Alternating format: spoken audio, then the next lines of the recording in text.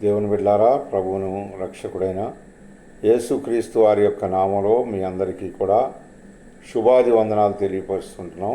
మనల్ని ప్రేమించి దేవుడు మనకి మరొక బుధవారం ఇచ్చినందుకు దేవునికే మహిమ కలుగును గాక. చూడండి, దేవుని యొక్క పరిశుద్ధ గ్రంథ బైబిల్ నుంచి మనం ఒక మాట చదువుకునే వారం ఉందాం. మార్కు సువార్త 1వ అధ్యాయము 35వ వచనంలో ఈ విధంగా రాయబడుతోంది.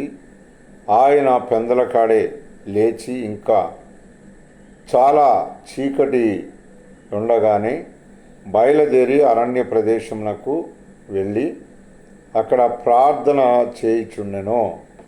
చూడండి, ఇక్కడ సృష్టికర్త అయిన దేవుడు, సర్వాధికారి అయిన దేవుడు, ప్రభులకు ప్రభు, రాజులకు రాజు ఉన్న మన ప్రభు అయిన యేసుక్రీస్తు వారు శరీరధారిగా ఈ లోకానికి వచ్చినప్పుడు ఈ లోకంలో ఉన్న మానవులైన మనల్ని కూడా ఆయా పరిస్థితుల నుంచి, ఆయా బాధల నుంచి విడిపించడానికి ఆయన పెందలకాడే లేచి మరి ఎంతో శ్రద్ధతో తండ్రి దగ్గర ప్రార్థన చేస్తూ వచ్చాడు.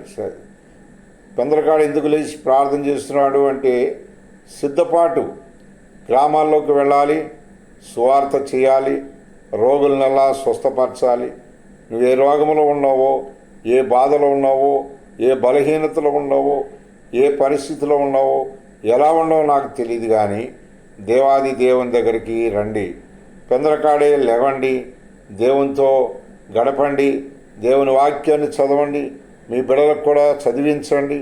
వాళ్ళు కూడా మీ వలె దేవుని మాటలు చదివి నేర్చుకుని దేవునితో నడిచే భాగ్యం వాళ్ళకు కూడా దొరుకుతుంది. అంతకంటే గొప్ప ఆస్తి మనం ఏమి ఇవ్వగలం? దేవుడు తప్ప.